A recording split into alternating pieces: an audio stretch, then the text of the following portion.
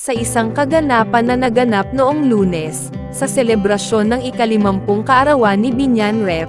Len Alonte nagyat sa Shangri-La at The Fort, ibinahagi ni Bimby Aquino ang masayang balita na ang kanyang ina, si Kris Aquino, ay uuwi na sa Pilipinas sa Setyembre matapos ang 2 taong gamutan sa Estados Unidos. Ayon kay Bimby, inaasahan nilang makakabalik si Kris sa Setyembre, ngunit kung sakaling magkaroon ng kaunting aberya, pinakamatagal na ang Oktubre. Ayon kay Bimby, bumubuti na ang lagay ni Kris. Ngunit kinakailangan pa rin ang patuloy na sipag at dedikasyon upang tuluyang maging lubos na malusog. Ipinahayag din ni Bimby ang kanyang kasiyahan na muling makakasama ang kanilang pamilya pagdating ng kanyang ina.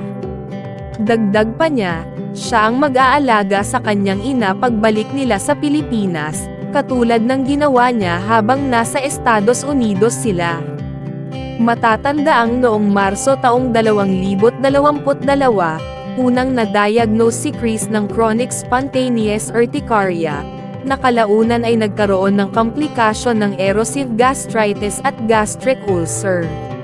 Dahil dito, nagdesisyon siyang magpagamot sa Estados Unidos noong Hunyo taong 2022 at nanatili doon mula noon upang makakuha ng tamang atensyong medikal para sa kanyang mga komplikadong autoimmune diseases.